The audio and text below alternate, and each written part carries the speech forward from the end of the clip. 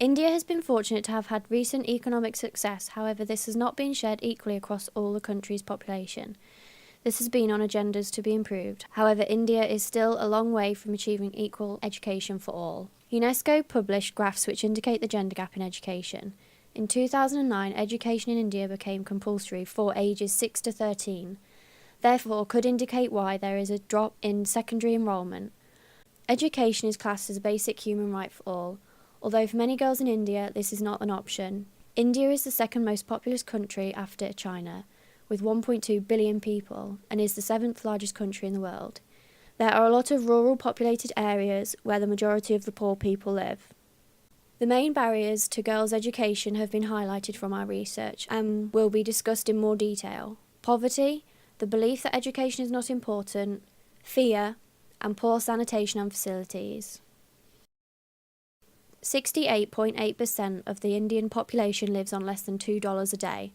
Over 30% of the population lives on less than $1.25 per day. They are considered extremely poor. Women and children are the weakest member of Indian society and suffer the most as a result.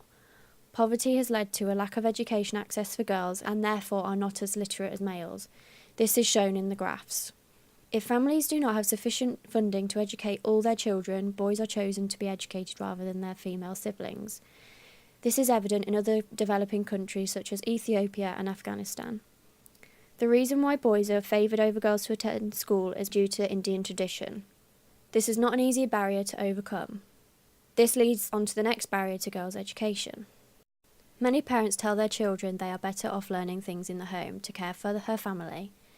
It is unfortunate that girls in rural areas are not aware of the benefits of education because they cannot see the results for themselves, because in some areas it is still unusual for girls to get good quality education. The example clearly illustrates this.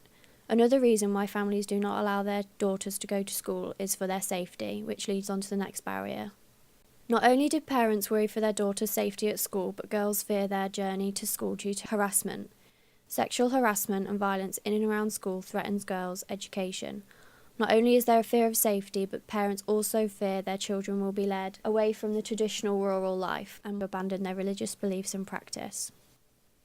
Early marriage often leads to pregnancy, early dropouts, and more likely to suffer forms of abuse. Early marriage is dangerous for girls. Once they hit puberty, they are married off, as that is when they are deemed most productive. Another reason why girls have early marriages arranged by their parents is because it demonstrates that the family have control of their daughters. In some cases, girls are married to other families for financial reasons. In India, some schools have policies in place to support girls back into education. However, this is sometimes dangerous for girls because they are marginalised. Lack of female teachers is a factor to why girls are not educated, especially when girls reach puberty, as by tradition and cultural beliefs, families do not allow their daughters to be taught by males, so would be withdrawn from school. Statistics show that only 50% of teachers are females, and some areas do not have any female teachers. In Afghanistan in 2019, the Ministry of Education created the Girls' Education Policy. One of the goals is to increase the number of female teachers. Already, the Ministry of Education has employed around 30,000 female teachers. India could learn from their nearby neighbour. This is evident in other countries such as Afghanistan, Chad, and Yemen. Sanitation and facilities play a role in girls' education once they reach puberty. Some girls do not have a safe or hygienic place to go to the toilet when at school, and therefore can put them off attending school, especially during menstruation or even at all. Unfortunately, there are cultural taboos regarding menstruation as unhygienic, therefore restricts girls from attending school as they may feel embarrassed. Girls also lack the education about how to care for themselves during these times. In Bangladesh, a school sanitation program was implemented, which resulted in an 11% increase in female enrolment. The World Bank suggests that if a girl misses 4 days of school every 4 weeks as a result of her period, she will miss 10 to 20% of her overall school days. Therefore, significant learning time is missed. If you educate a woman, you educate a country. Cultural expectations in India mean that women tend to stay home and look after their families. So if women are well educated, then they can educate their families, and then the families will grow and the knowledge is passed on.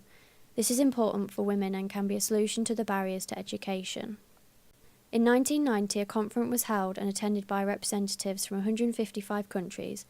Those who attended committed to providing free and compulsory education. Gender played a big role in the agreement by all countries, and they must improve the access and quality of education for girls.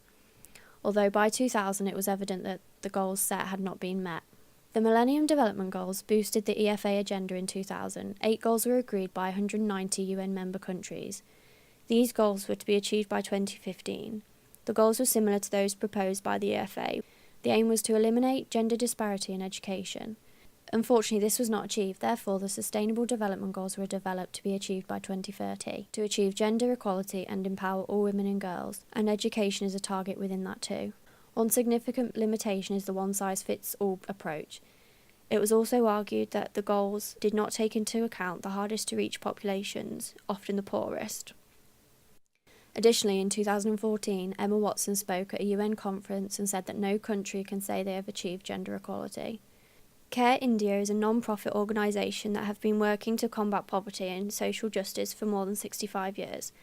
Their overall goal is the empowerment of women and girls from poor and marginalised communities, which leads to improvement in their livelihoods.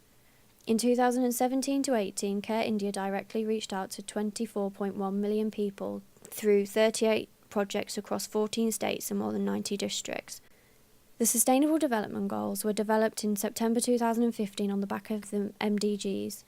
There are 17 goals that build on continuing to fight against poverty and hunger while focusing on human rights for all and the empowerment of women and girls as part of the push to achieve gender equality.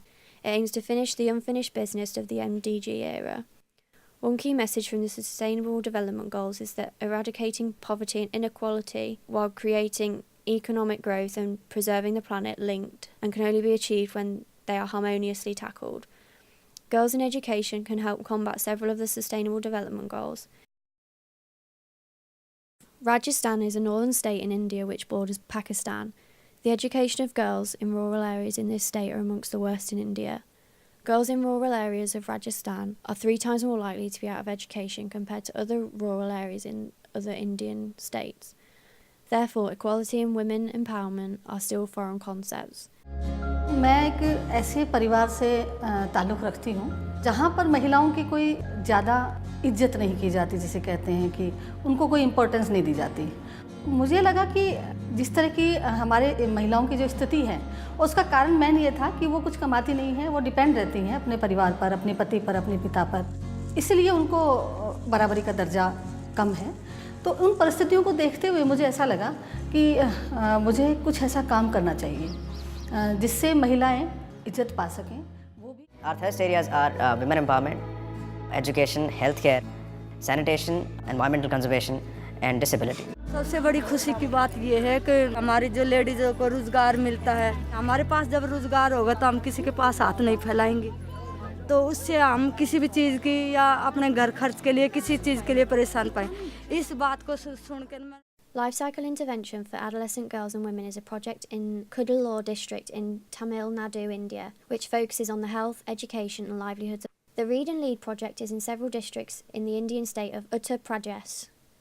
The project builds on other projects proposed by Care India and is invested in improving the quality of education in school, as well as improving life opportunities. As a result of the focus on improving the quality of education, more than 70,000 girls are being covered and receiving the support they need to get quality education. India is achieving girls in education by utilising low-cost private schools.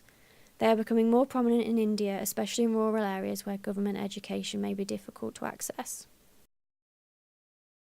Down the back streets of Hyderabad, as in any other Indian city, into the slums and low-income areas, something remarkable is going on. On almost every street corner, there is a private school opening. Budget private schools for very low-income families. Schools charge perhaps $20 per year. Children are getting an education within these schools that they wouldn't otherwise get in the government alternative. A recent survey found that in only 53% of government schools for the poor was there any teaching going on at all. And with class sizes reaching 130, this is a far cry from the private schools for the poor, where the same survey found a hugely dedicated and accountable workforce. That's why parents choose to send their children to these schools, even though they have to pay fees. Through all the research, it is evident that girls need safe access and good quality education, in order to help not only them but their families, their immediate communities and the wider population.